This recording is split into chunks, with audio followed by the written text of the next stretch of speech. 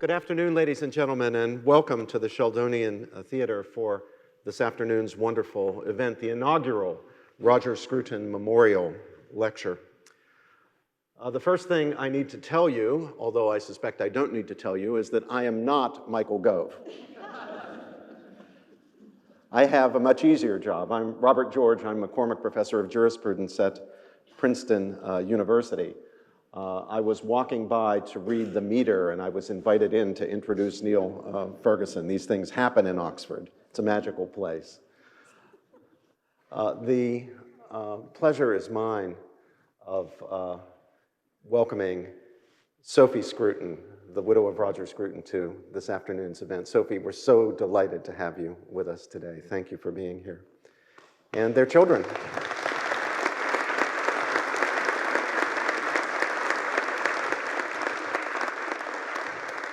And I want to thank James Orr, Dr. James Orr, whose brilliant idea it was to have an annual memorial lecture in Roger's honor. Thank you, James, for coming up with the idea. It's a splendid one. I was delighted earlier this afternoon to get a message from my friend Paul Yowell asking me if I could come by to introduce Niall Ferguson for the lecture this afternoon. I was driving up from London, where I had been attending a conference. It turned out that Mr. Gove will be late. We are hoping that he'll make it, but he's obviously not here in time to do the introduction, so I was delighted, surprised and delighted to have the opportunity to do this. Delighted really for two reasons. First, my enormous esteem for my beloved late friend, Roger Scruton. Above all, that esteem is rooted in my appreciation for Roger as a truth seeker and a truth speaker.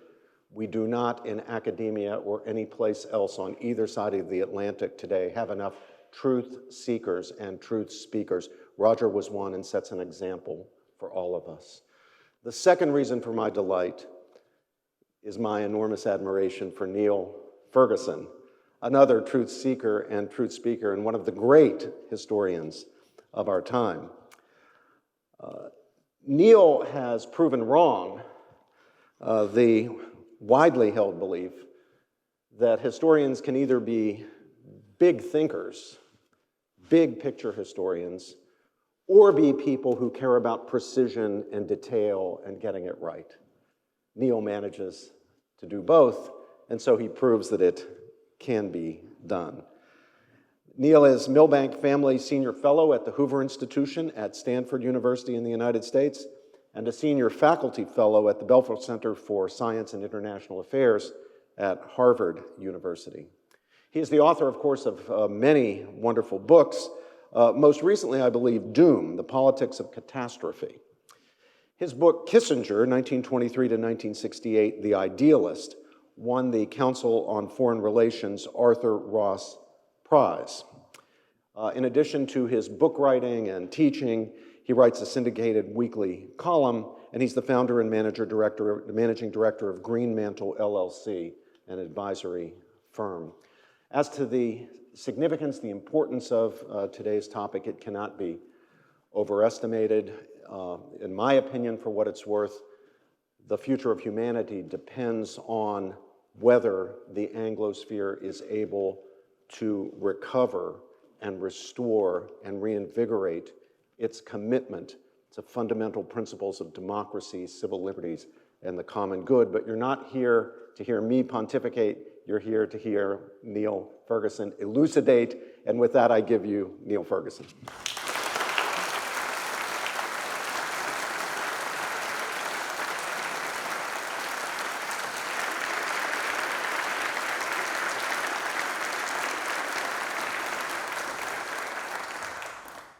Thank you so much, Robbie, for those kind words. What better illustration could there be for the vitality, the reality of the Anglosphere than the lateness of a Scottish politician and the timely arrival of a professor from New England? I want to begin with a quotation from Roger. If you look around the world, it's only in Britain, America, Australia, possibly India, that people would even use that word, conservative. Because there's a tradition, which we've inherited from Edmund Burke and the reaction to the French Revolution, of recognizing that there is an alternative to revolutionary change, and that is not changing. And this extraordinarily original idea only enters the heads of English-speaking people. Those were Roger's words in an interview with my Hoover Institution colleague and friend Peter Robinson, broadcast on Uncommon Knowledge in 2017. I don't know why, Roger went on with characteristic modesty.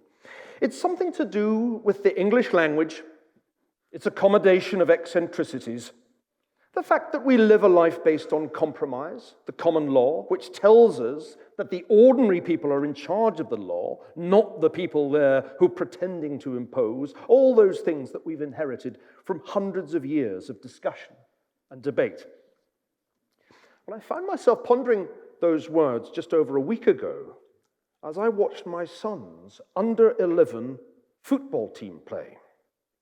It's a team that would gladden the heart of the most ardent advocate of diversity, equity, and inclusion, if you overlook the fact that they're all boys.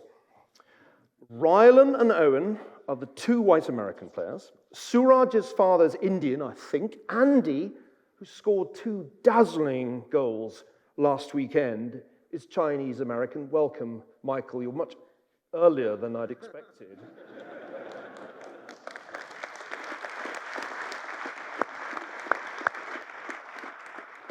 I can only imagine how fast you drove down the M40 to be here, and I've already made one joke at your expense, but only one. Then there's Kevin, Nikolai, Tavita, Zaid, and the wonderfully named Zidane. I'm describing my son's under-11 football, or should I say soccer team in Palo Alto. And I'm pretty sure at least one of the other surnames is Thai, and one is Tongan. My son is half Scottish and half Somali. Zaid's dad is from Huddersfield, of Pakistani heritage, and of all the parents, he and I make by far the most noise on the touchline. In other words, there's not a lot that's strictly Anglospheric about the team. Not even the ball, because footballs, as you may know, tend to be made in Pakistan. But there we all are, watching our sons play the game of association football, the rules of which were standardized at the Freemasons Tavern in Great Queen Street, London, on October the 26th, 1863. And we're cheering them on, mostly in English. It's no accident, ladies and gentlemen, that Ted Lasso has been a hit for Apple TV. Football keeps not coming home precisely because it left home long ago, the most successful British export of all. Now, I checked with Sophie on this, and she confirmed that Roger Scruton was not a football fan. Fox hunting was Roger's idea of sport, and Sophie is carrying that on and confessed that she had been out with the hounds this very day. But I think Roger appreciated that the extraordinary success of English games, not only football, but also cricket, which is the world's second most popular game, hockey and rugby union, illustrates the appeal not just of common law specifically, but of all kinds of English rule systems. In the later years of his life, Roger became a friend to me and my wife, Ayan. Long before that, however, he was a source of inspiration to us both. As an undergraduate at Magdalen in the early 1980s, I came to know him as the editor of the Salisbury Review, which we avidly read. He was one of a tiny number of academics who swam against the leftward current of university politics by openly identifying themselves as conservatives and supporting the government of Margaret Thatcher, as well as actively assisting the dissidents of the Soviet Union's East European empire. Roger again. Only someone raised in the Anglosphere could believe, as I believed in the aftermath of 1968, that the political alternative to revolutionary socialism is conservatism. That was in How to Be a Conservative. But what exactly did Roger mean by that? Was he using Anglosphere, as is often asserted, as some kind of updated synonym for Winston Churchill's English-speaking peoples, or, trigger warning, the now scarcely utterable Anglo-Saxon race? As a conservative, Roger grew used to being smeared with accusations of racial prejudice, though they always pained him. In 2019, he had to endure a cynical attack on his reputation by the New Statesman, which took quotations out of context in an unsuccessful attempt to make the charge stick. The magazine was later forced to apologize. But Roger's conception of the Anglosphere was quite explicitly divorced from race and ethnicity, as he made perfectly clear 2 years before in an essay for the Wall Street Journal. As Roger said in that article, the term Anglosphere isn't to be confused with Samuel Huntington's Western civilization, defined as those European peoples who are not orthodox, plus the places where many such people settled. Western civilization was always meant to be more elastic, like its close relative Judeo-Christian culture, in order to maximize the number of Americans and American allies that could identify with the United States during the Cold War, when those terms were most in vogue. The term Anglosphere is of post-Cold War provenance. It was first coined by the American science fiction writer Neal Stephenson in his book, The Diamond Age, published in 1995. Now, I doubt very much that Roger or my former colleague at the Hoover Institution, Robert Conquest, ever read that book. Conquest appears to have arrived at the same term, Anglosphere, by a completely different route. It was Conquest, a scholar who had ploughed a lone furrow as an historian of Stalin's crimes at a time when all too many scholars of the Soviet Union downplayed them, who gave the term Anglosphere its contemporary political significance. Building on the mood of Euroscepticism that had grown more pronounced amongst many British conservatives after Margaret Thatcher's fall from power, Conquest proposed, as an alternative to the European Union, quote, a much looser association of English-speaking nations known as the Anglosphere. This grand association would comprise, he said, the United States, the United Kingdom and Canada, with Australia and New Zealand, and it is to be hoped, Ireland, the nations of the Caribbean and the Pacific Ocean, perhaps others. For Conquest, the Anglosphere was a reliable antidote to despotism. Within the West, he argued, it is above all the English-speaking community which has over the centuries maintained the middle way between anarchy and despotism and acted as the main bastion against the various barbarisms and worse which have reared their heads so devastatingly in the past half-century. Such an association, Conquest argued, would be, quote, something weaker than a federation, but stronger than an alliance. Though it was historically informed, Conquest's emphasis on decentralization was also very forward-looking. Just a few years later, the American businessman James C. Bennett picked the idea up and gave it a Silicon Valley twist. The Anglosphere, he argued, was, I quote, a network civilization out of which a network commonwealth could emerge. A decentralized political entity ideally suited to the age of the internet. Its densest nodes were in the United States and the United Kingdom, but there were other nodes as far afield as Australasia, South Africa, and the Caribbean. The Anglosphere resurfaced in the run-up to the 2016 referendum on British membership of the EU, though I think it would be a mistake to exaggerate its importance. Michael, I'd welcome your thoughts on this. Given the Leave campaign's carefully calibrated focus on the issues of immigration, national sovereignty, and the National Health Service. Daniel, now Lord Hannon's pamphlet, Why Vote Leave, proposed three core aims for Brexit, and I quote, "The primacy of UK over EU law on our own territory, the right to sign bilateral trade deals with non-EU states such as Australia and India, and the right to control who can settle in the UK." Of these three, perhaps the most enticing to Hannon was the opportunity, and I quote again, "to raise her eyes from the exhausted old world and see the opportunities across the oceans."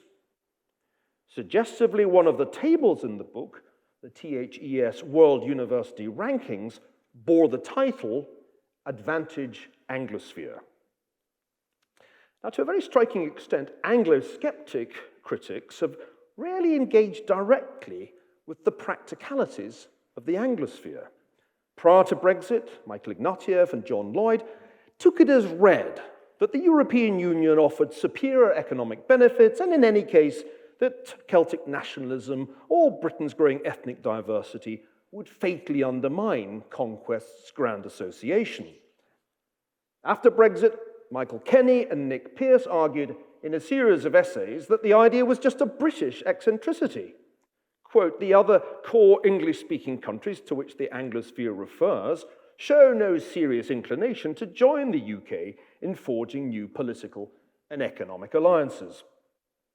According to Andrew Mycock and Ben Wellings, Brexit was, and I quote, "a victory for an alternative transnational vision with deep roots in the shared political traditions of the core Anglosphere states, but the Anglosphere was, and I quote, a symptom not of the rise, but the decline of the English-speaking peoples." Well, this, ladies and gentlemen, was putting it politely.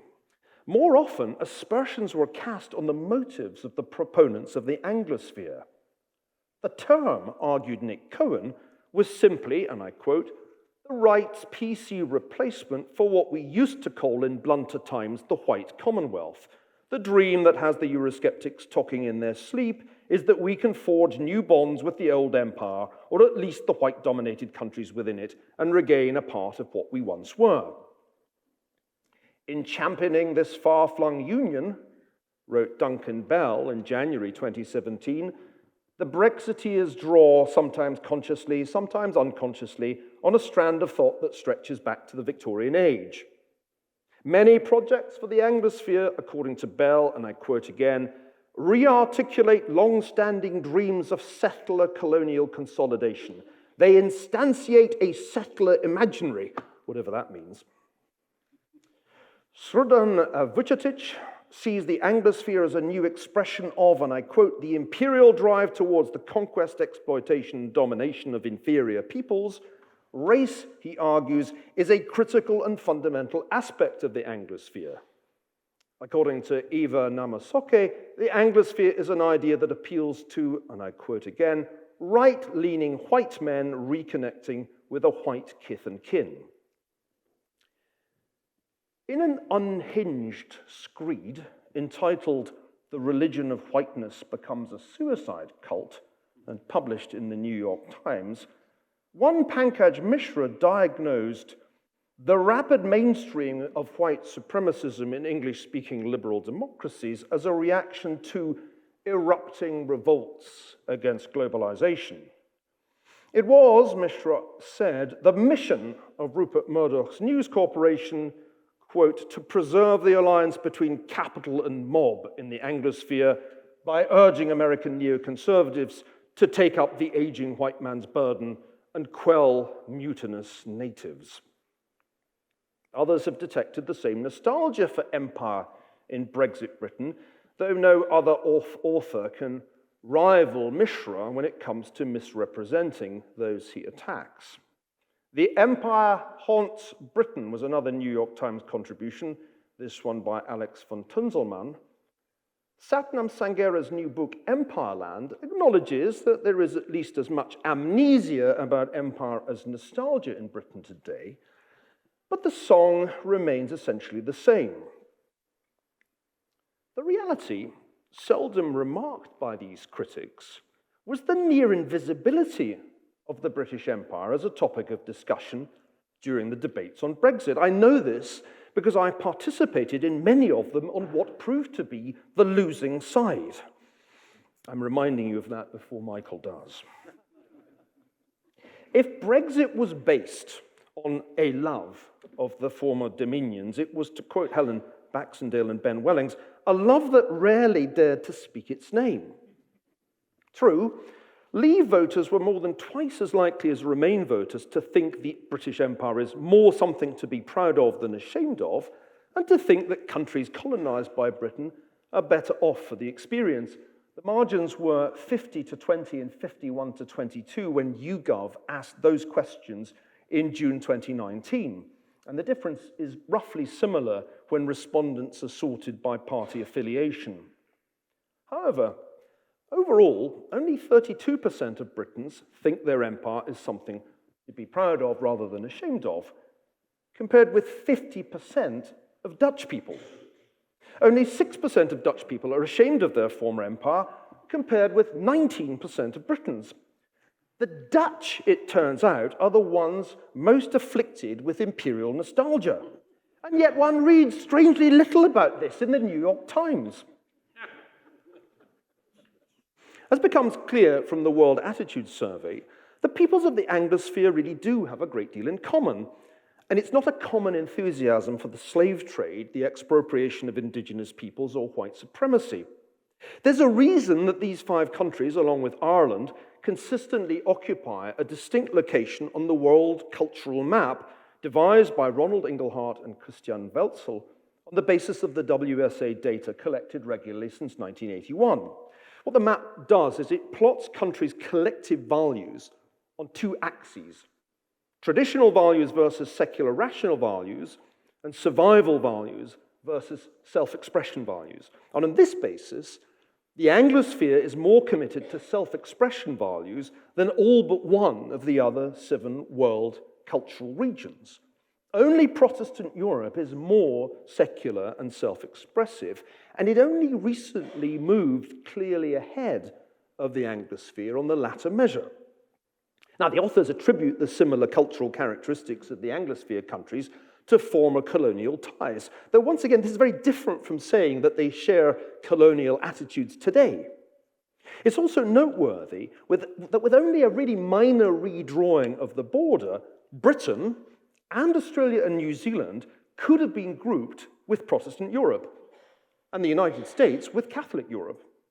The US is actually closer to Belgium on the graph than to the rest of the Anglosphere, and New Zealand is closer, this will not surprise Australians, in attitudes to Iceland than to Australia. So what of the thesis that Anglosphere is just a euphemism? Well, Google's rather useful Ngram tool shows that the term Anglo-Saxon race had 2 peaks of frequent usage in publications in 1851 and in 1899, and then it went into decline, accompanied almost in lockstep by the briefly fashionable Greater Britain. But their place wasn't usurped by English-speaking peoples, which actually never enjoyed such popularity, even at the height in 1919. Western civilization was the true heir, rising to a peak of usage in 1949 and then gently declining. The neologism Anglosphere is now more frequently seen in English language publications than all of these other phrases, and yet to infer from that fact some kind of lineal succession would be completely erroneous. In reality, as I came to realize when writing The Pity of War and later Empire, these conceptions were to some extent competitors. As Peter Clarke has shown, the term English-speaking peoples was first popularized by British liberals and American abolitionists at the time of the American Civil War, and was authentically transatlantic in its adoption. By contrast, the notion of the Anglo-Saxon race had a different provenance, rather close to where we're all located. It was Oxonian historians, William Stubbs, Edward Freeman, J.A. Froude, J.R. Green, whose various Whiggish interpretations of history postulated the Teutonic origins of Anglo-Saxon superiority.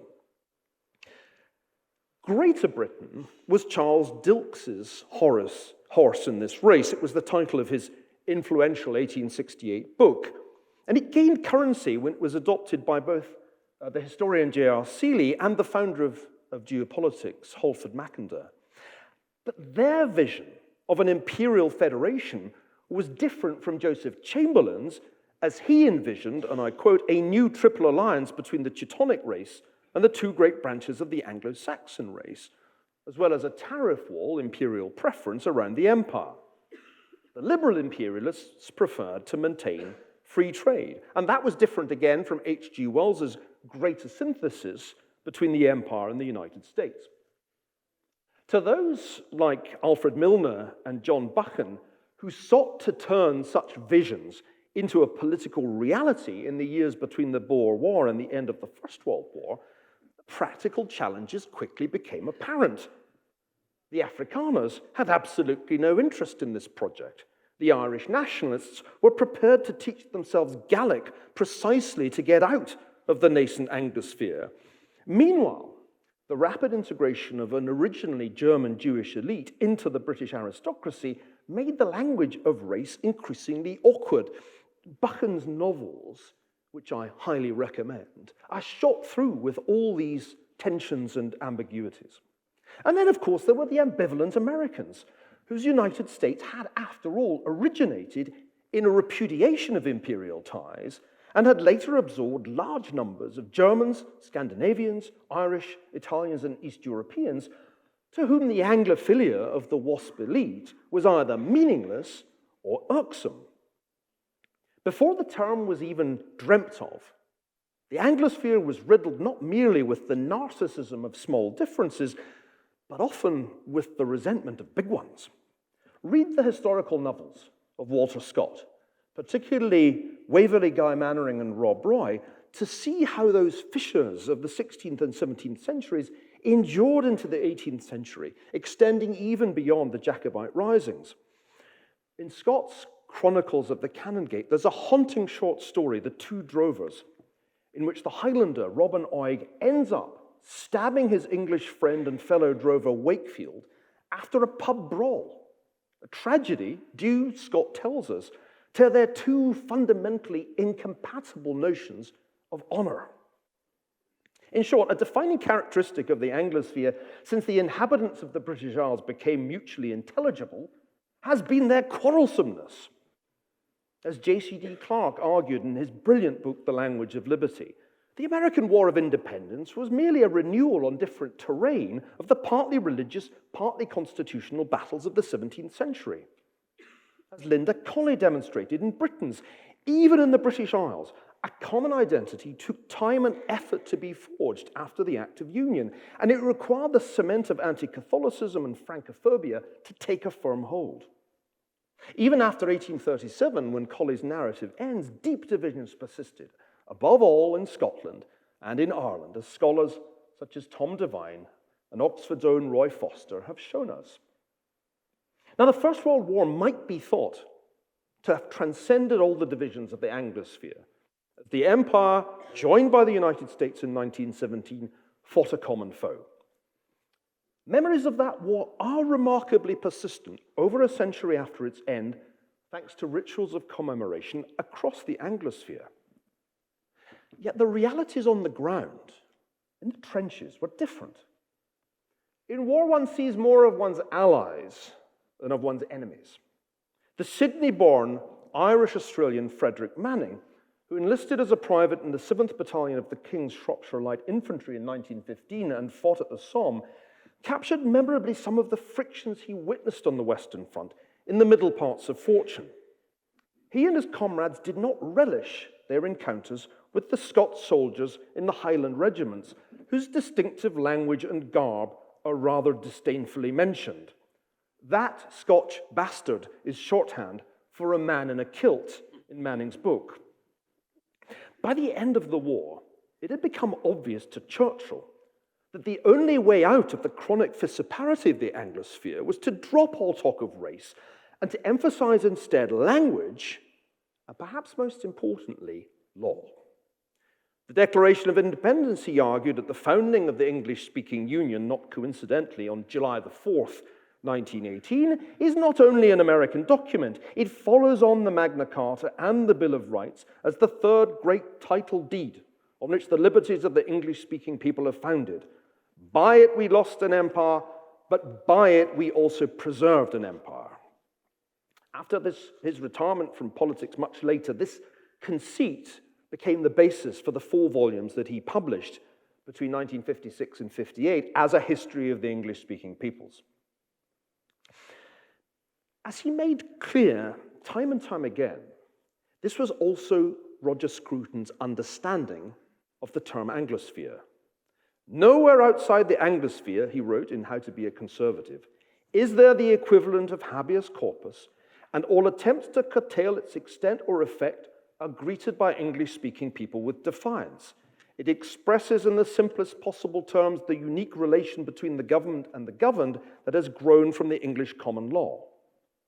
And we should always remember that legislation does not create a legal order, but presupposes it, and that in our case, the case of the Anglosphere, the legal order arose by an invisible hand from the attempt to do justice in individual conflicts. And one more, in the Anglosphere, common law justice reminds citizens that they are accountable to others for the freedom that they enjoy.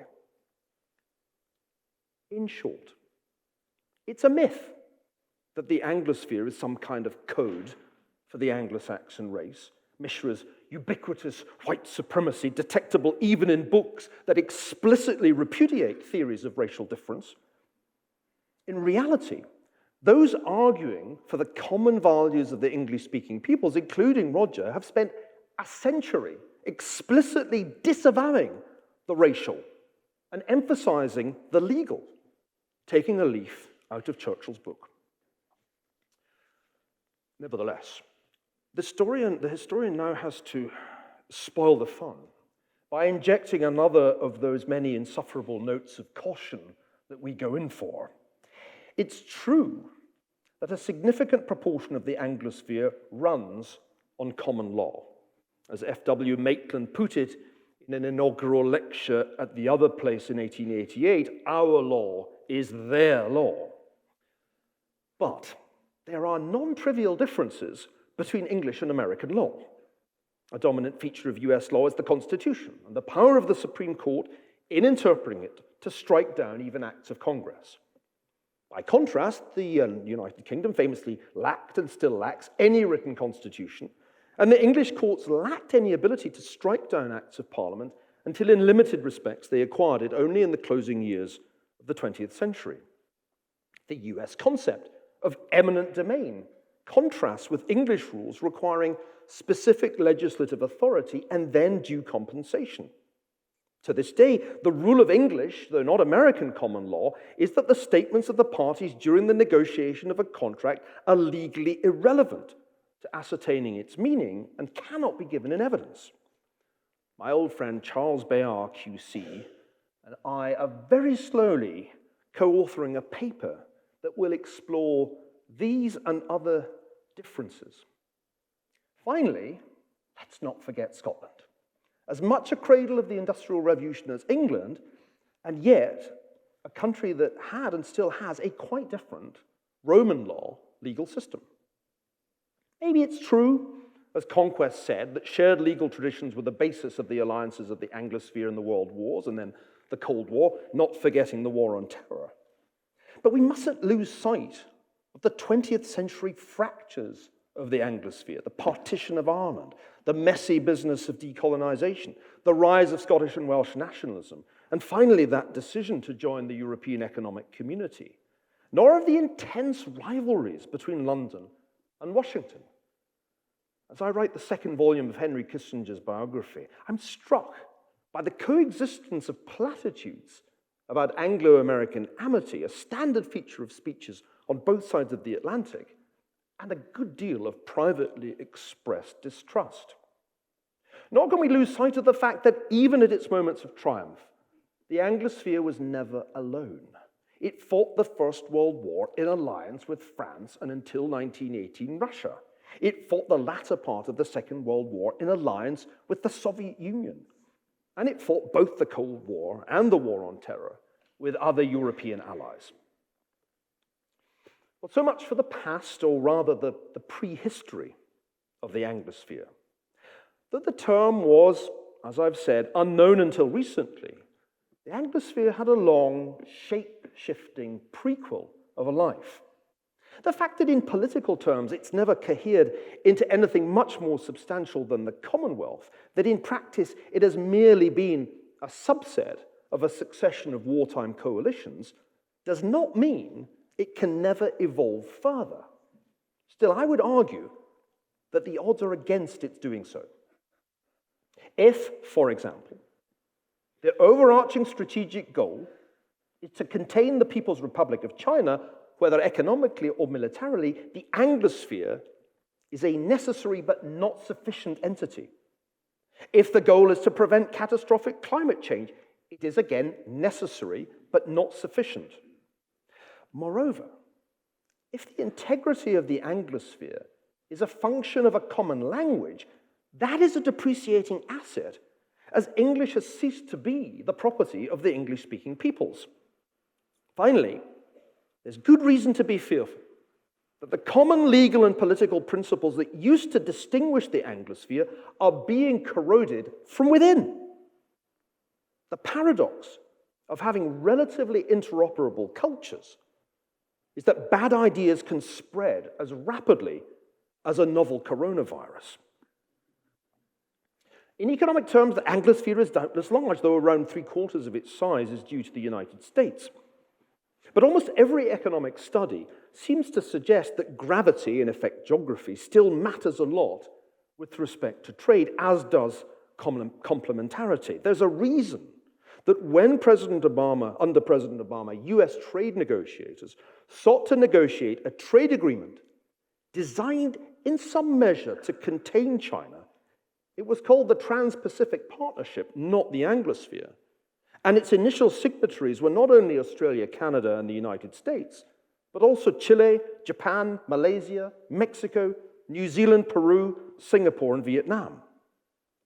By comparison, an Anglosphere free trade agreement would at once be harder to negotiate and less meaningful than if the US belatedly joined the TPP. If we turn now to the institutions of military and intelligence cooperation, we see again that the Anglosphere is necessary but not sufficient. Now, in this domain, the Anglosphere is not a pipe dream. It exists. Australia, Canada, New Zealand, the United Kingdom, and the United States have long cooperated in what is now around 36 Anglosphere policy networks, the majority of which all 5 countries belong to, covering internal affairs, policing, social welfare, overseas consulates, critical infrastructure, cybersecurity, and more. Among the most important are the Technical Cooperation Program for Intelligence Sharing, better known as Five Eyes, the Quintet of Attorneys General, and the 5-Country Conference on Immigration and Customs. The announcement of the new agreement between Australia, the United Kingdom, and the United States to cooperate on nuclear-powered submarines, AUKUS, aroused understandable excitement amongst proponents of the Anglosphere. Ambassador John Bolton called it a sit-up-and-take-notice moment, perhaps a genuine pivot.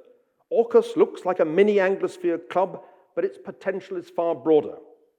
John O'Sullivan declared that it seemed, and I quote, likely to change the global strategic picture as much as the Entente Cordiale, the Nazi-Soviet pact, and the foundation of NATO did in earlier days. But ladies and gentlemen, the launching of those nuclear submarines lies quite some way in the future. AUKUS only makes sense as part of a broader strategy of containment in which the quadrilateral security dialogue, the US plus Australia, India, and Japan, may ultimately be of more importance. To say nothing of the other countries in the region that the US needs to keep on its side, the Philippines, South Korea, and Vietnam. And suppose we turn from national security to a different kind of security, to public health. Here, the Anglosphere looks a great deal less coherent. Australia and New Zealand adopted quite different strategies from the rest of the Anglosphere when it came to dealing with COVID-19. Canada and the United States also diverged. To date, the death rates per million ranged from 2,232 for the US to 2,027 for the UK, to 746 for Canada, 59 for Australia, and 6 for New Zealand. Even allowing for the 5 countries' different locations, one is bound to ask, Anglosphere? What Anglosphere? What of the Anglosphere as a source of soft power based on the global dominance of the English language? This is an idea that has become such a commonplace that we scarcely think twice about it. But the world learns English today without necessarily absorbing the values implicit in the language in much the way the world learns JavaScript. Of the 1.5 billion English speakers around the world, the vast majority speak it as a second or third or fourth language. And according to a fascinating report by EF Education First, differing levels of proficiency around the world don't correlate closely to historic membership of the Anglosphere. The Netherlands tops the rankings, followed by Sweden, Norway, and Denmark. Of the top 10, ironically, all but 2 are EU member states. People from the Middle East are the least proficient. Egypt ranks 83rd, despite the sustained presence of British soldiers and civil servants in that region from the 1870s. Singapore makes the top 10, followed by South Africa in 12th place and Kenya 22nd, but the Philippines ranks ahead of Malaysia, Hong Kong, and India, despite only a brief period as an American colony. The combination of English's universal role and the advent of Google Translate means that the Anglosphere matters less and less as a linguistic bloc. If the Anglosphere is everywhere, then it's nowhere. And yet we know that something still remains of Anglospheric soft power, do we not? We look at the games people play, including, I'm afraid, the computer games, the books they read, the movies they watch, the clothes they wear, and if you ignore Squid Game and the K-pop band BTS, apparently now the biggest in the world, we can't really miss the continued predominance of the Anglosphere, not forgetting Hannon's global ranking of universities, Advantage Anglosphere. And there is the rub. For one of the most alarming trends of our time is the rapid spread throughout the Anglosphere of ideas, anti-racism, critical race theory, gender fluidity, and worse, practices, safe spaces, trigger warnings, deplatformings, cancellations that seem fundamentally inimical to precisely those characteristics that were supposed to define the Anglosphere, notably reverence for individual liberty, religious and other tolerance, and common law. Though much less lethal than the Islamism that last week claimed yet another victim in the MP David Amos, wokeism's claim that everything from Western civilization and meritocracy to correct arithmetic and punctuality is a manifestation of white supremacism represents a direct threat to academic and other freedoms. In Heterodox Academy's latest campus expression survey, 62% of US college students agreed that the climate on their campus prevents students from saying things they believe, up from 55% in 2019. Earlier this year, the Chali Institute for Global Innovation published even more disturbing findings. 85% of liberal or liberal-leaning American undergraduates said they would report it to their university if a professor said something that they found offensive. I just want you to think about that for a minute. Self-described liberal students would report a professor to their university if the professor said something they found offensive. 85%. And 76% of them said they would report another student. It's not too much, ladies and gentlemen, to say that a kind of soft totalitarianism pervades many American university campuses today, complete with informers, denunciations, apparatchiks, show trials, struggle sessions, public confessions, and blatant censorship. Ironically, the close ties between the universities of the Anglosphere mean that such profoundly illiberal attitudes and behaviors are spreading rapidly. In a study published in March, the Center for the Study of Partisanship and Ideology showed that academic freedom is under attack not only in the US, but also in the UK and Canada. 75% of conservative American and British academics in the social sciences and humanities say there is a hostile climate for their beliefs in their department. This compares to just 5% among left-wing faculty in the United States. Younger academics are twice as likely to support dismissal for wrongthink as older academics in the US and Britain, with 40% of American social sciences and humanities professors under the age of 40 supporting at least one of 4 dismissal campaigns. PhD students are even more intolerant than other young academics. 55% of American PhD students under 40 support at least one dismissal campaign.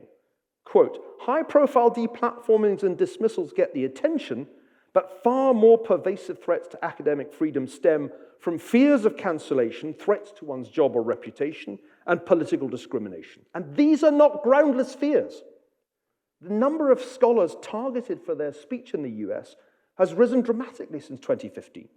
And undergraduates are increasingly to blame, according to research by the American Foundation for Individual Rights in Education, FIRE. FIRE has logged 426 incidents since 2015. And just under 3/4 of these incidents resulted in some kind of sanction, including an investigation or voluntary resignation against the scholar. The sole consolation I can offer you, ladies and gentlemen, is that ordinary people in the Anglosphere are not woke. Most Americans dislike political correctness and oppose affirmative action in academia. As The Economist reported in August, a survey by Ipsos Mori on behalf of King's College London asked 23,000 adults in 28 countries to rate, on a scale from 0 to 7, how they felt about using potentially hurtful words when speaking with people from different backgrounds to their own. A 0 would mean that they felt that people are too easily offended. 7 would mean they thought it was necessary to change the way people talk. More than half of respondents in America, Australia, Britain rated themselves between 0 and 3, meaning they were most likely to feel that the general public were too sensitive when it comes to speech. At the other end of the scale, Chinese, Indians, and Turks were the least likely to say that people were being too sensitive. Moreover, and contrary to the claims of the likes of Ibram X. Kendi and Robin DiAngelo, people in the Anglosphere countries are among the least racist people in the world. In 2013, the Washington Post, mind you, published data drawn from the World Values Survey on racism. People were asked to pick from groups of people they would not want as neighbors, including people of another race. In the Anglosphere countries, the percentages of people reluctant to live next door to people of another race were between 0 and 4.9%, the lowest in the world. In Russia and China, the percentages were between 15 and 19.9%. In France, it was 22.7%, and fully 43.5% of Indians and 51.4% of Jordanians said they would not want people of another race next door. The labor markets in the OECD countries also provide, and it's clear from the data, provide jobs to foreign-born workers far more readily than in other economies. The American and British labor markets integrate people born outside the countries far more rapidly than any other European or non-European country in the OECD. Well, let me now take you back in conclusion to the playing fields of Northern California. I must say, I find the word Anglosphere always makes me think of a football, or what Americans, following the Oxford undergraduates of the 1870s, would call a soccer ball. And that's very appropriate, because football is the world's most popular sport, with about 4 billion fans. That's really the Anglosphere, literally as well as metaphorically. Sir Richard Turnbull, the penultimate governor of Arden, once told Denis Healey that, and I quote, "When the British Empire finally sank beneath the waves of history, it would leave behind it only 2 monuments. One was the game of association football, the other was the expression, 'fuck off.'" That was my favorite quotation in the book Empire, precisely because it deflated that book's grandiose subtitle, How Britain Made the Modern World. Not everything about the modern world is nice, as Roger frequently pointed out to us. It is fair, though unfashionable, to say that the British Empire was responsible for both good and ill. Nigel Biggar's new book on this subject, which I had the privilege to read in manuscript this week, makes this very clear indeed. But the Anglosphere, which is so mistakenly seen as the sinister reincarnation of the empire, but is in fact merely its enduring, if fading, imprint on the world, seems a more innocent phenomenon, precisely as both Roger Scruton and Robert Conquest understood, because it has no headquarters, no colonial office, no navy. The Anglosphere is just history, in the same way that the buildings of Oxford or the Inns of Court are history. You can, if you like, object that the oldest were built at a time when feudal bonds of servitude still existed, and that others were erected by patrons who also favored the burning of heretics. But as those who, for some unfathomable reason, regard the sins of imperialism as worse than those of feudalism or Protestantism, may one day understand, tearing down the edifices of the past will do nothing to make amends for its misdeeds, least of all for the deeds that contemporaries did not consider to be wrong, but which simply don't accord with current progressive norms.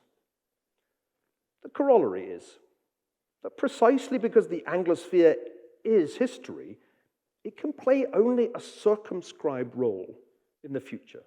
It can't become a trade bloc. It can do no more than complement existing and new alliance structures, which must needs extend beyond it, whatever our strategic goals. As for its cultural reach, this seems mostly a force for ill these days, and not for good, at least as far as the Anglosphere universities are concerned. It is an irony that Roger would himself have appreciated, that so far as I know, the only student cafe in the world to bear his name is in, of all places, Budapest. We shall know the concept has been stretched to breaking point when Hungary is added to the Anglosphere. Thank you very much indeed.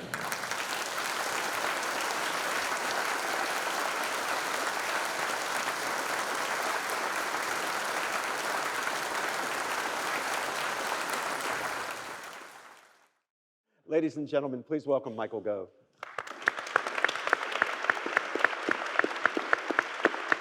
You made it.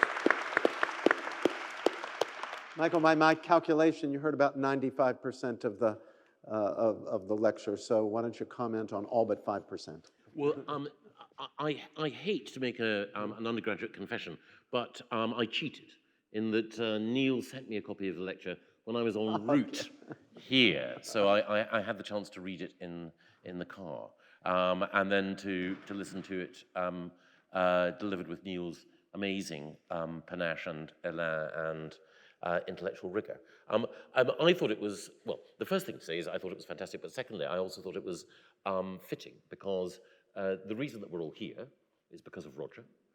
And again, the first thing that I have to say before getting into the meat of what Niall had to say is that it is fantastic that a group of enlightened people have worked together in order to ensure that we have this lecture series in Roger's honor. And in a way, I almost can't quite believe that this is happening, because here we are in the Sheldonian Theatre, which is, of course, where in the 1980s, Oxford Dons voted to deny Margaret Thatcher an honorary degree, the first graduate of this university who became Prime Minister who was denied that honor. So here we are in this sort of, place which has been, in left-wing terms, sanctified by that act. And then you have, in Roger's honor, the honor of a conservative intellectual, another conservative intellectual who gives a fantastic lecture, another conservative intellectual chairing it, and someone who's just a conservative here. And in a way, it is an act so countercultural, so subversive of what happens in universities these days, as Niall has reminded us, that it's the equivalent in the 14th century of someone having a black mass in St. Peter's Basilica. It is just so remarkable that it should occur, but also so wonderful because, again, Roger's influence on, I think, all of us here, we wouldn't be here if he hadn't touched us in some perspective way.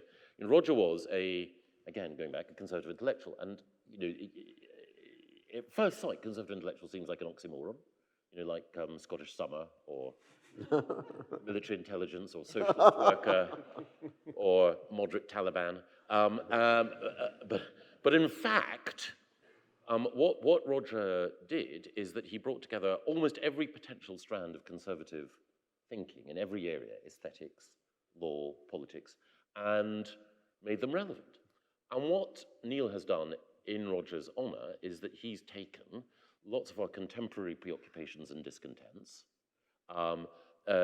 Britain's future in the aftermath of Brexit, what's happening in the academy, the geopolitical threats that we face from China and from others, the roots or otherwise of prosperity, the nature of liberty and how it's now contested, and using the organizing principle of the Anglosphere and using the insights that marked Roger's career, he's brought them all together, and in a very, very conservative, very Tory way, he's pointed out that this thing which is, worthy of respect and which is denigrated by many is also crooked and imperfect, crooked in the sense of timber, not in the sense of criminal, and imperfect, and something that we can derive many lessons from, but we shouldn't make into a graven image.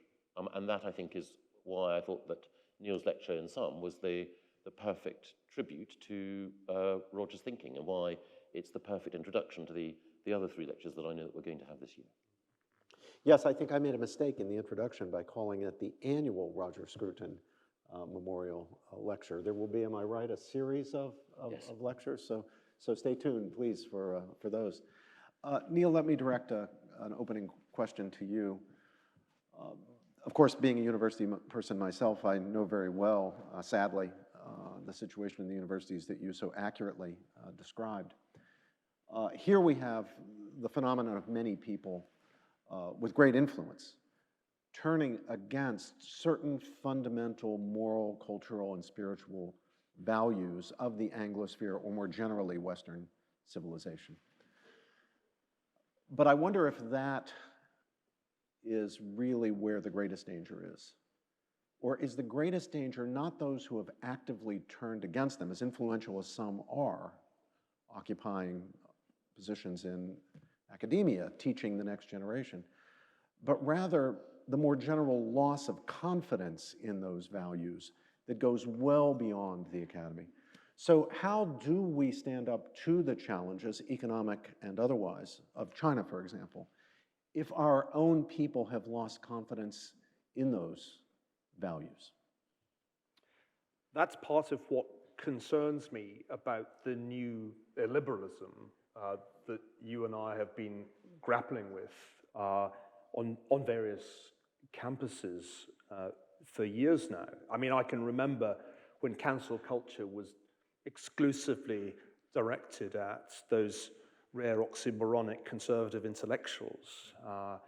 When my wife was disinvited from Brandeis, which I think was in 2014, it was still a relatively novel thing. And at that point, what was striking to me was the utter silence of the mainstream liberals, who confidently assumed that it would only be such wicked people as Ayaan Hirsi Ali or Charles Murray who would be cancelled, and they would never come for the mainstream liberals. That has changed a great deal since then. And perhaps it's not too late. Perhaps it's not too late to explain to liberals, or people who think of themselves as liberals, what it means. And perhaps that's really the role that conservatives play. I've come to realize that it's quite hard to be a conservative in a British sense in the United States. What are you conserving, a revolution? That is slightly oxymoronic. But what we can do as conservatives is explain to liberals what liberalism means. And it doesn't mean denouncing your professor for saying something that upset you. How we go about changing this mood, which I'm glad to say does not seem to be as advanced in British universities. At least the cancel mob must have got the wrong address, because I've been expecting them to put in an appearance, and they're conspicuous by their absence, but it doesn't seem so far gone here. But the trouble is, it's just so difficult to turn the tide in the US. And if you can't turn the tide, if it becomes absolutely central to a, quote, liberal education in the United States, that the history of the United States is essentially part one, slavery, part two, segregation, part three, civil rights, part four, the persistence of white supremacy, if that's the core curriculum, I can't see how Cold War II turns out well. Because Cold War II, which, as far as I'm concerned, has been underway for some years, pits the Anglosphere once again against precisely the kind of totalitarian regime that Roger and Bob Conquest and others spent their lives hating.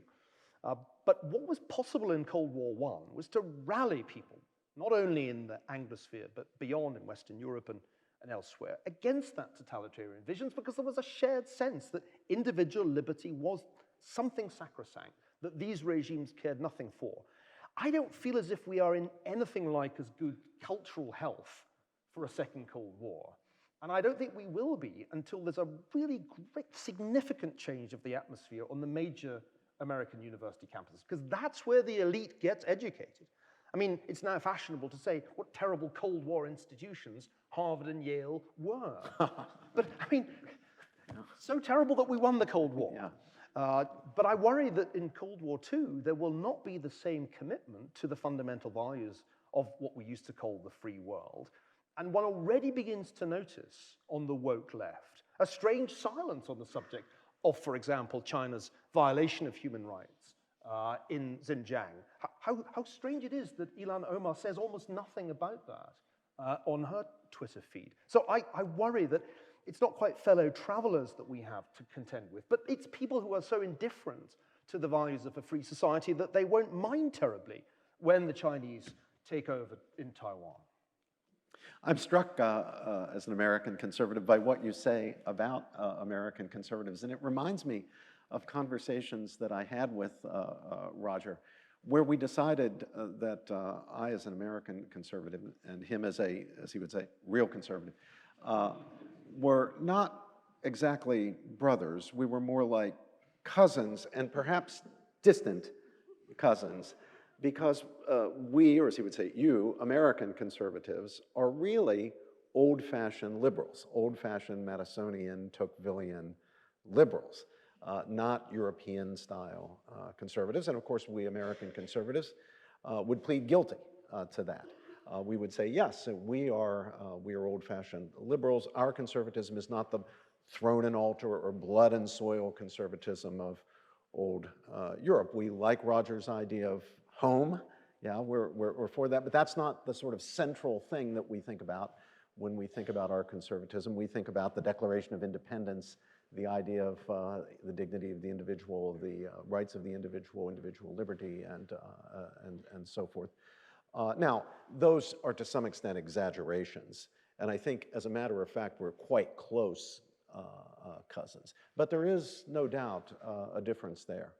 Michael, I saw you taking down some notes, and I suspect that means you have something that you want. Well, I was taking down what Neil said, but I thought it was so good. But the two things I say is, I think you're right that of course it's impossible for someone to be a thrown and altar conservative in the United States of America unless it's. The only way you can do that is through a form of live action role playing, as it were. It's not actually possible. However, I think you can definitely be a conservative in America because, to my mind, what we often think of as liberals or classical liberals are conservatives because they recognize that freedom exists and is embedded in institutions, and that it's only through the health of a community or the strength of relationships that liberty can survive. It is not an abstract value that can survive in and of its own. And as soon as you do try to argue purely in terms of abstractions, then you enter into the realm of the ideologue, the anti-conservative, and so on. So, I think that's the first thing to say. The second is just one thing about maybe why there aren't protests outside here. Maybe the woke or whoever have decided that we're just so discredited and ancient. We're like the Polish cavalry. We're no longer a threat, and that the real battle lies elsewhere in Sussex University, where they're pursuing capital stock or whatever it might be. And that sort of reinforces just two things. One is that the point that was made by Neil about the we all know that a couple of years ago there was a grotesque and horrid attack on Roger in the pages of the New Statesman. And one of the things is there is sometimes an attempt by people on the left to do what they used to do at the end of Scooby-Doo. I don't know how many of you are familiar with Scooby-Doo, this great conservative cultural classic, but at the end of Scooby-Doo, they would unmask, literally unmask, whoever was pretending to be the ghost or whatever, and they would say, "Ha ha, we've discovered it was you all along." And the villain would say, "I would have got away with it If it hadn't been for you darn kids. you meddling kids." And the meddling kids in this case are the woke, the New Statesman political editor or the, anti-turf alliance at Sussex University. And they unmask someone. And they say, you're not a conservative, you're really a racist. Because it's impossible for you to be anything other than evil if you oppose what we're doing now. And similarly, in the pursuit of Kathleen Stock, there is an attempt to say, we're going to unmask you. You're not a feminist. You can't be a feminist. You can't be on the left. You are conniving in our oppression. And this is a particular feature of the moment. The people, in all of the contemporary political crusades that the woke are undertaking, they are, to use another phrase, they are cosplaying the civil rights activists of the 1960s. They think that their struggle is as heroic as that. And if it is as heroic as that, then that means that those who stand against it must be as villainous as Paul Connor or any racist who was standing in the way of civil rights at that time. So that means if you disagree with the woke position, you're held up in that way. And that's why there was the pursuit of Roger. That's why you get the demonization of others. And that's why it is so important, I think, that when we're dealing with these assaults, that we have to go back to truth and tradition, and that we have to ask, A, why is it that people behave in this way? And Burke and Roger and Niall all know that you've seen this fever in different ideological forms, and then truth is the counter to it, that the principles that truth emerges through argument, whether that's in the common law legal system that Roger wrote so brilliantly about, or through academic freedom and argument, truth emerges in that way through civilized conversation in institutions with a shared underpinning of respect for the other person, and then that conversation occurring. And at the moment, exactly as both of you have said, that is under threat in a way which I think is still consistently underappreciated. And exactly as Niall says, first the targeting is for Charles Murray or Ian or others, but then the move is cultural revolution style, one where no one is safe from this, ultimate moral and cultural and political relativism. Perhaps the best idea I ever had was not my idea, it was Niall's. And that was to create an alliance of academics based on the NATO principle, Article 5 of the NATO treaty, and that is to create a group of academics who would treat an attack on one as an attack on all, a cancellation campaign against one as a cancellation campaign against all. Niall floated that idea in a piece that I happened to see, and then I organized with some of my Princeton colleagues to create what has now become a national organization in the United States, the Academic Freedom Alliance. I bring this up specifically to draw what I think is emerging as a lesson from a case that's going on right now. And that is MIT, the Massachusetts Institute of Technology, one of the great STEM universities of the world, recently brought disgrace upon itself just a couple of weeks ago by canceling a named honorific lecture called the Carlson Lecture, which was to be given by a University of Chicago geophysicist named Dorian Abbott, who was invited entirely on the basis of his achievements to give this distinguished honorific lecture.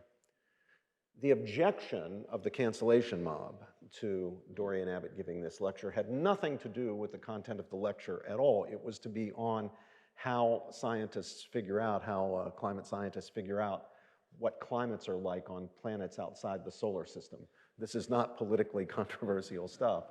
But entirely independently in an extracurricular writing, Abbott and a co-author at Stanford, one of your colleagues, had criticized the current regime of diversity, what is it, DEI, diversity, equity, and inclusion. DEI another day. And proposed as an alternative a program of merit, fairness, and equality. For those who are not keeping score these days, equality is out. Equity is in, and Dorian is antique enough to want to bring equality back. Within 8 days of this mob forming, MIT canceled the lecture, capitulated and canceled the lecture. The Academic Freedom Alliance, which was based on Niall's idea and is now up and running, fired off a letter, which it then publicized, to the president of MIT, starting the counter pressure, which is really what is needed when this kind of nonsense happens. I, on behalf of the program in Princeton, I have the honor to direct the James Madison Program in American Ideals and Institutions, invited Professor Abbott to give the lecture on the same day and at the same hour he would have given it at MIT at Princeton. What's interesting about this is that although the Princeton lecture has been very widely advertised to the point at which we know it'll be a Zoom lecture only because we're on break at the time and day of the MIT lecture was supposed to take place. We've had approaching now 10,000 people sign up for the lecture. And here comes the punchline. We have had no cancellation mob. The people who intimidated MIT did not run the campaign against Princeton. I think we have to ask ourselves, why not? And if you think about the answer, it's pretty clear. They knew it wouldn't work. Yes. It was useless. They thought they could get MIT, or at least they thought they might be able to roll them. They did it, but then when we took it over in an act of defiance, they knew that it would be useless. So I think it's going to take some courage and backbone on the part of academics and academic institutions who are not with the program. It would help to have those old-fashioned liberals back on side here, standing up and just saying, you guys can come at us with everything you got, but you're wasting your time because we're not going to fold. I think it's extremely important to make sure that the AFA, the Academic Freedom Alliance, becomes a truly Anglospheric movement, because the same issues are arising here, as I pointed out, in Canada. Australia has its share of wokeism, as does New Zealand, and one hears on an almost daily now basis of cases. So I should tell a story against myself about the origins of the AFA, which Robbie is kind to credit me with some role in. I wrote a piece for, I think, the Sunday Times, calling for a NATO for professors, inspired mainly by my own sense that when the cancel mob comes for you, you're on your own. And that had certainly been something that I'd observed in my own experience and in the experience of others. And I do a lot of work, as I mentioned in the lecture, on the career of Kissinger, whose biography I'm writing. So I've been thinking a lot about NATO and its difficulties in the 60s and 70s. And it was really a kind of simple brainwave for a column. We need Article 5, an attack on one as an attack on all. And you, Robbie, got in touch with me and you said, are you serious about doing this? And I said, no, it was just a column, the classic Scottish journalist's response. It was just an op-ed. And brilliantly, you said, well, we're actually going to do this. And I responded, well, as long as I don't have to do any work, I'm in.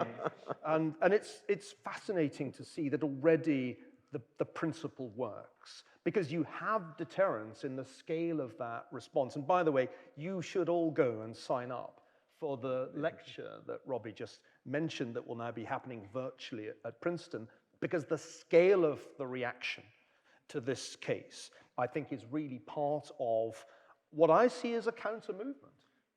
And it's extremely important to emphasize that this is not some conservatives-only phenomenon. Absolutely. On the contrary, Cornel West, with whom you've co-authored pieces, one of the stars of African-American studies, the bête noire of Larry Summers when he was president of Harvard, is a member of AFA. He is a founding member. Crucial. That's right. It is ideologically diverse.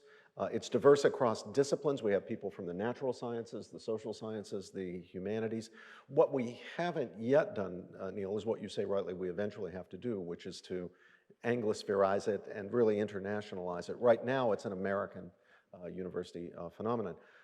Part of the problem there is that in addition to the mutual support, the moral support, an attack on one is an attack on all, we went ahead and raised money for a legal defense fund to strike some fear in the hearts of universities, knowing that they would be sued and answerable in damages for violations of academic freedom. And of course, that complicates things when we get outside of the American legal system, and it also means that each new member is a potential expense, is a potential legal expense.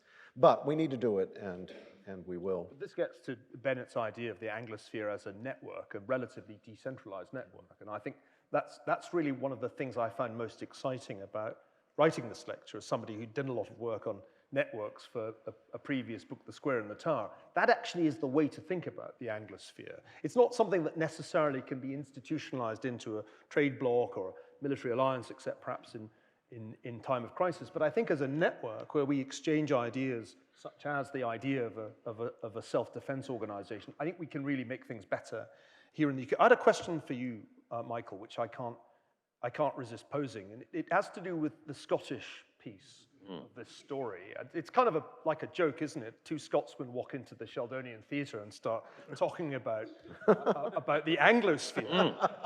Wait a minute. And I was struck as Robbie was talking by something which has always nagged at my sense of identity. When I came to Oxford, I couldn't easily think of myself as a conservative. I certainly strongly identified with the ideas of Margaret Thatcher, but I think as an Enlightenment classical liberal, I mean, all the things that I had been brought up to think, Adam Smith's Wealth of Nations being the sort of founding book, those translated very naturally into Thatcherism. And yet there was always this threshold of the Tory, which I struggled to get across, the church bit of church and Queen. And I wonder how you have dealt with that, because when I moved to Cambridge and came under the influence of Maurice Cowling, I began to understand that it wasn't enough to be a classical liberal. This was really a very important epiphany that Roger also was explaining to me in his writing, because ultimately it's not enough. It doesn't have enough legitimacy and it doesn't have enough popular appeal. And that what conservatism is about is taking principles of classical liberalism, but sort of reinforcing them with some emotional, some kind of emotional wrapping, which you need to be politically viable. And my test of, am I a conservative, was statues. I think the minute that people are pulling down statues, I find my conservative, my inner conservative comes alive, because if they're not statues of totalitarian dictators, I get pretty uneasy. How do you think about this? Because it's clear that Scots can be unionists, they can be classical liberals. It's hard to be a Scottish Tory. At least I found it hard, and I still struggle a bit with it. Yes. No, I think there's a lot of truth in what you say. I was just going to preface it by saying that I'll try to demonstrate my Toryism by suggesting to Robert that at the same time as principles on the lecture in which the principles of merit, fairness and equality are at last asserted, we can put on a lecture here in favour of privilege, caprice and hierarchy. And you can point out that you are actually occupying the middle ground. But the reason I mention that is that Neil, in your lecture, you mentioned Buchan and Walter Scott. They're both Tories, I think. If you, in their fiction, and it is obviously fiction, there is a distinctive Tory sensibility. Walter Scott played a role in Tory thinking, Buchan did as well. But I think what was the case is that it became a buried scene for many decades, in that, as you say, it was just about respectable to be on the centre-right, couldn't be right, centre-right in Scotland, if you were economically dry but socially liberal. Or it was legitimate to say that you were a unionist in broad terms because of, the benefits that brings, and the benefits were sort of instrumentalist. It was very, very difficult to say you were a Tory in Scotland. But that, in a way, is because quite a lot of the institutions were captured by the Labour Party, academic left, and others. So being a Tory became pushed increasingly to the margins. But there's no instinctive or necessary reason why there are people who there are only fewer people who are conservative in their heart in Scotland from Wales or England or Australia or New Zealand or Hungary or Finland. But it's been, as I say, pushed slightly to the margins. I suspect that there are people in other parties in Scotland who are Tory. If you listen to what some Scottish nationalist voters, not MSPs, say and articulate, or indeed even some people who vote for Labour still, and who are similar to those people who voted for Labour right up until the last general election in England, but who were Tory in their heart. There are a mix of attitudes there. So I think part of it is allowing that seam, that tradition that appears to have been buried to come back. But I mentioned one personal element to it, which, since you mentioned coming to Oxford, when I was growing up in Aberdeen, I did something which would have brought shame on my family. I went into a shop and bought a magazine that, if I'd been caught with it, would have meant that all pretensions to respectability that my family had would have gone. And I would have been seen as, well, frankly, a deviant. And that magazine which I bought, which I still have a copy of, is the Salisbury Review, which, of course, Roger founded. And I enjoyed it so much, and this tells you, indeed, what a curious 17-year-old was. I enjoyed it so much that I wrote off and sent in subscription with my pocket money.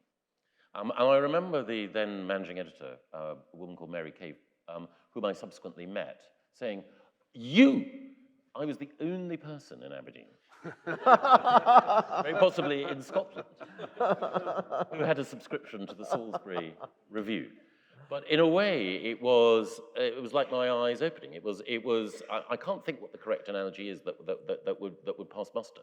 But it was, like as a young boy suddenly seeing the world made sense of.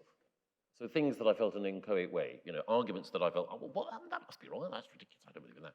And then suddenly there it was, and laid out.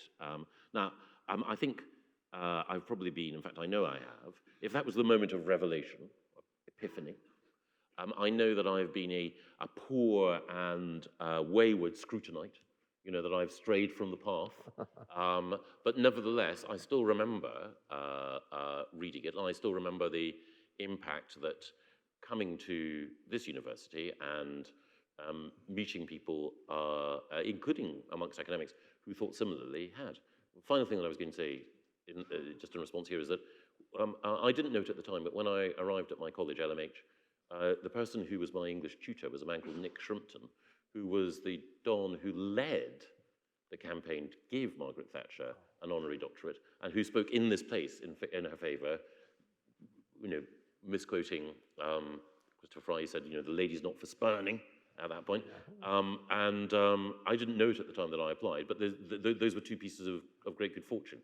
Coming across that magazine in a bookshop in Aberdeen, and then being taught by people at this university who, in my subject, which was English, which is not a naturally sort of, small c or large c conservative subject, finding people who I was inspired by. I must say, when I was 17, I was looking for a slightly different magazine. But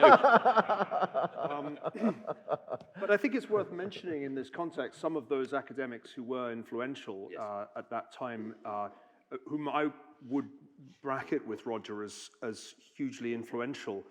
Jeremy Catto played a key role in presiding over the Canning Club, whose tie I'm proudly wearing. Norman Stone was a great influence too, and one could go on. There was a distinct role for the conservative professor. They were a minority, and often came under pressure from the left liberal mainstream. But they played an enormously important role in encouraging us, I think, back to my friendship with Andrew Sullivan, encouraging us. They didn't treat us as children. They treated us as adults, albeit immature adults. And they didn't seek to tell us what to think. No. Rather, they sought to teach us how to think. Norman's favorite question was just, so what? And the so what question is still one of the most important ones you should ask about any historical issue. Many historical issues are not worth investigating. A large proportion of PhD dissertations fall under the so what category. So I want to use the opportunity of a lecture series in honor of Roger to remember some of those other figures who swam against the current and encouraged us to do so. And what worries me is that species is going extinct. Absolutely right. Of course, in those days, erudition still mattered. And often the conservative professors were at least respected by others precisely for their erudition.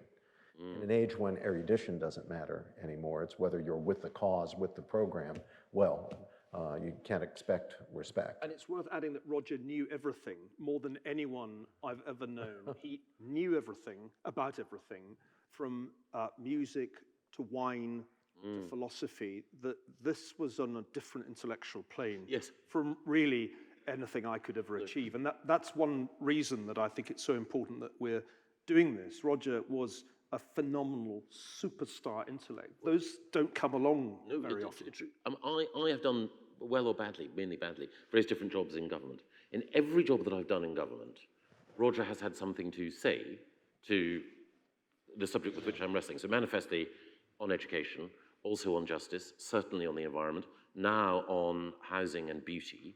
You know,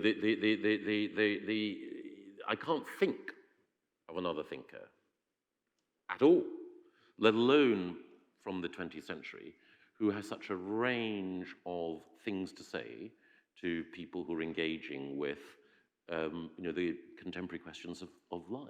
Fertility of his mind was Knowing Goethe must have been like that. I find myself wandering around Oxford in the wonderfully familiar drizzle, looking at the new buildings that are going up, and I just look at them and I say, Roger would have hated that. No, he would have hated that. He might have thought that was okay.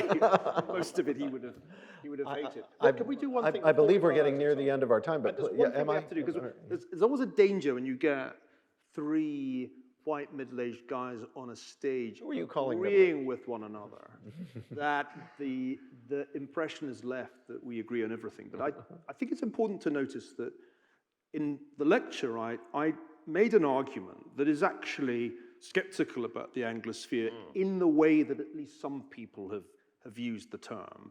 And I wanted to ask you, Michael, about that, because we ended up on opposite sides of the Brexit debate. I think because I'm more Scottish than you. I just looked at the costs of Brexit and I thought, nah. You know, it's the same argument as with Scottish independence, far too expensive. And I looked at Brexit, no, I can't afford that. Just like I think the Scots thing. But you decided it's worth it, and I respect that, and I understand why you won and why I was sort of out of sync with English and Welsh people. But I wanted to ask you about the Anglosphere as a sort of usable term post-Brexit. I couldn't find any evidence that you used that term. No. If you've ever used it in a speech, I haven't found it. So maybe it's an appropriate moment just to wrap this by asking, from your vantage point as a member of the government, somebody who really played one of the key roles, maybe the three key people who brought Brexit about, is the Anglosphere a usable term for a post-Brexit Britain, or am I right that it's not that usable? No, I think you are right. I think I'd say two things. The first thing is looking back at the campaign, and then the second thing is looking to the future. Looking back to the campaign, I don't recall in any of the meetings, they may have occurred outside my ambit, but I don't recall in any of the meetings anyone indulging in any species of imperial nostalgia of any kind whatsoever at all. You know, nobody turned up in a Union Jack waistcoat. Nobody, unrolled some, Joseph Chamberlainite model. And in fact, one of the most interesting things from someone outside, a friend who's going to give one of the lectures here, Tom Holland, but not someone who's a conservative. Tom, I think, would probably describe himself as a skeptical centrist. But anyway, Tom Holland said, and he voted Remain, that looking at the arguments for a Brexit, the Brexiteers weren't like the marauding armies of Mordor trying to impose or reimpose a dark empire. They were more like the hobbits of the Shire, who wanted to be left alone. Little Englanders. And now, it's reductionist and all the rest of it, but I think that Tom, looking at it from the outside, as a fair-minded skeptic of the project, but a fair-minded one, gets to the heart of it. And in fact, one of the arguments that I made in the referendum is that the European Union has more of the qualities of an empire than any of the rhetorical pretensions of those on the Leave side. We can revisit that argument and so on, but it's all right there. But the second thing also, I think, is it is the case, and I think this is where you're absolutely spot on, it is the case that there are countries that can be bracketed as Anglosphere nations with which we have a huge amount in common, but there are divergences, and most notably there are divergences in the way in which Brits and Americans will look at certain questions. But it's also the case that there are natural allies in different areas that Britain has. So there are countries that are just as committed to a vision of free trade. There are countries that, particularly in the Pacific, have the same geopolitical interests as us. And I think it was interesting, and I think right, that in her speech at the Conservative Party conference, new Foreign Secretary Liz Truss listed the countries, and it wasn't an exhaustive or exclusive list, which were Britain's natural allies. And of course she mentioned America, Australia, New Zealand and Canada, but she also mentioned the Baltic Three and the Visegrad Four, because these are countries that value liberty more because of their recent past. She also mentioned, perhaps provocatively for some, but to me entirely understandably, Israel. She also mentioned Singapore and Japan and South Korea. And as I say, that was not an exhaustive or an exclusive list, but one of the things you can see there is that they're all countries which have been successful broadly because they've embraced a free market approach, they have an approach towards the rule of law, they have a suspicion of grand totalizing theories, they're worried about very big neighbors on their borders who do have imperial ambitions, and so on. So that's a natural community of interest. Now, wiser heads than mine will calibrate the nature of the relationship that the United Kingdom should have with them, but actually one of the things about Brexit was that we wanted, certainly everyone I knew who was involved in the campaign, the United Kingdom to be a normal country. And the reason why we would draw a comparison with Australia or New Zealand is not because we wanted necessarily to be in a permanent political union with Australia or New Zealand, not at all. We had a lot in common, but Australia, smaller country, smaller economy, doesn't need to be in a political union with Indonesia or New Zealand in order to prosper. And there'll be people in this room who bitterly lament our departure from the European Union, but to my mind, it was about leaving an enterprise that had, a particular, end and goal, ever closer union, to becoming a more normal country again. Whether or not we'll succeed in that ambition, young people in this room will live to see. Yes. Have we exhausted our time, or we have? Yeah. We've exhausted our audience. Well, I do want to thank our audience. I want to thank Michael Gove, and above all, I want to thank Niall Ferguson.